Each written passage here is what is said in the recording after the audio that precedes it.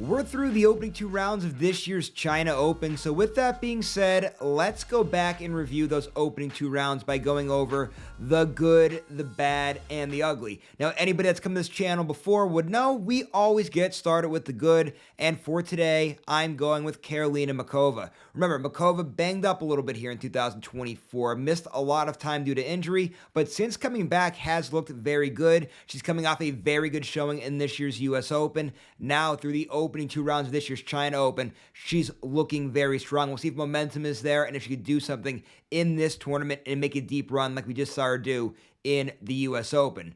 Now, with it being the opening 2 rounds, there have been plenty of other good showings as well, so really quickly want to go through a few honorable mentions. First up, Aryna Sabalenka. Sabalenka, she's going to be a factor the rest of the way here, guys. Everything's on the hard courts. She is great on the hard courts. You guys know, Australian Open champion this year, winning that tournament back-to-back, wins the U.S. Open this year as well. Also, winning the Cincinnati Open right before this year's U.S. Open. I expect her to be right in the mix of things here in this year's China Open and for the rest of the way here in 2024.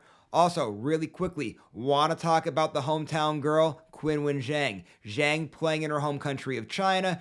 Big opportunity for her in front of those hometown fans there. Let's see if she can do anything here. Very good showing for her. And really quickly, too, guys, very good 2024 for Zheng. As you guys know, Australian Open finalist, and she also won the gold medal at this year's Olympics.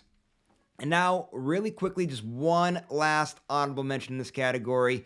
It is Naomi Osaka. Osaka, not a good 2024 in her comeback here, but still, she's looking good, at least in this tournament. Now, only through the opening 2 rounds. We've seen her look good in the opening 2 rounds of tournaments before this year, and things fell apart. Let's see if Osaka can turn that around here at this year's China Open.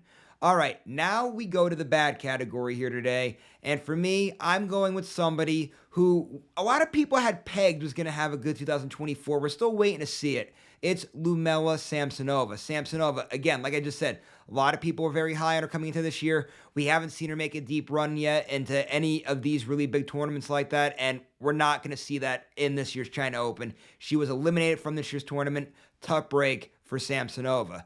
Also, really quick honorable mention, Jasmine Paolini for this category. Now, you guys know Paolini's having a great 2024, and she's still alive in this year's China Open. But in the opening round, or in her opening round in round 2, she had to go 3 sets. She's still alive. It could have just been a bad night out, but still, Paolini, expect a little bit more out of here, especially in the early goings. And now we end today's video by going over the ugly.